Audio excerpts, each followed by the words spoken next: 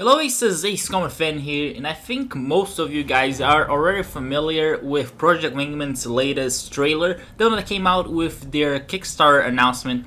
And in this video, I just wanted to go over it and analyze a little bit some of the aspects I thought it was interesting in the trailer and that maybe some people didn't notice. And we'll also talk a little bit about what is coming with the new demo that is available in the link in the description, and some of the more of the mechanics of the game. First, I want to start by saying that the game looks pretty good. I know some people have been comparing Project Wingman with Ace Combat 7 and their similarities graphically, and that is because they use the same engine, which is the Unreal 4, and you can see how good it is. I think especially in the night flight portion of the trailer, you can see there's so many stars. It looks awesome, and I'm really looking forward to some night missions in Project Wingman. I think the Kickstarter trailer was very straightforward.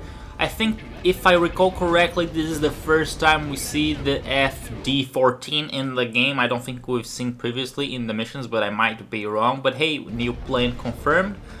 And I think the part that got the most attention was, just the rivers or the sea of lava and the huge gunships flying over. Man, that is the one place where you don't want to get shot down because, well, bailing out there is it's not really an option. And this part, there's like a volcano right after with the steam and the lava all there.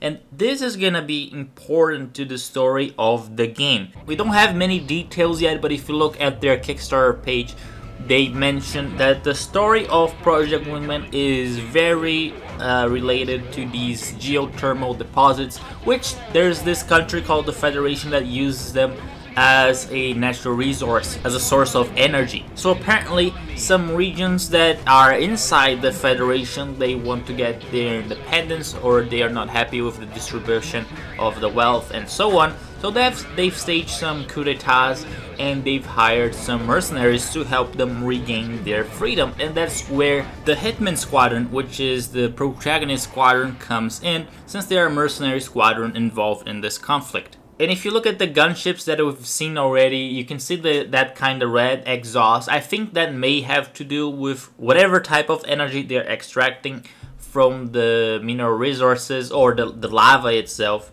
And I think this is a really interesting approach to the story of the game, because as far as I know, this is pretty original while keeping a little bit of sci-fi there.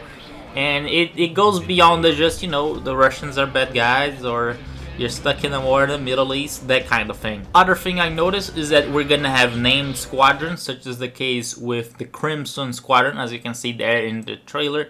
And right in the end, some people might not have noticed this, but right at the last scene, there are some 4 yellow lines on your radar screen. You can see them spamming out as if they were coming from the same source and then widening out. And if you look not to the enemy plane, but behind it, you can see some kind of electrical discharge. Reminds me a lot of, like, say, a railgun, but instead of seeing the projectile, you see more of the electrical discharge, or maybe some sort of laser in between. It looks pretty good, and I think it was a good touch right at the end of the trailer that maybe some people didn't notice.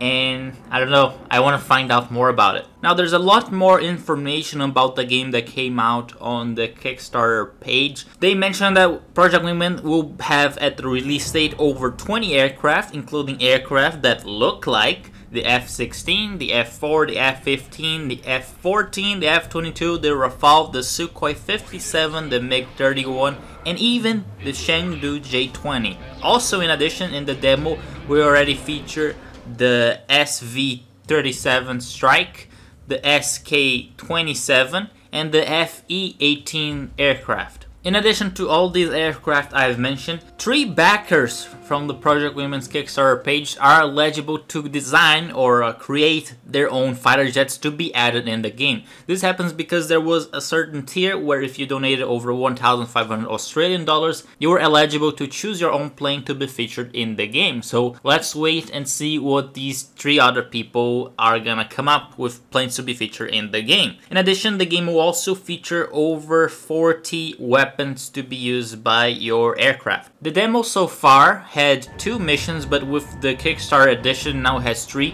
We have the anti-air mission, the multi-role mission called Chainlink, and now we have the facility assault mission, which you can check on my YouTube channel as I already did a playthrough on that mission. And it's mostly ground based, but you get to see a little bit of gunships and there's more dialogue, which seems more story related. Lastly, besides the story, which is the main focus of the game, Project Wingman had also made some mentions to the conquest mode of the game, which basically lets you take control of your own, let's say, mercenary force and fight into different areas in a non-linear, not a story, but in a non-linear game mode. But of course, more details coming on that in the future. At the moment, the devs are planning to make a PC release for Project Wingman on May of 2019, but of course everything is subject to change.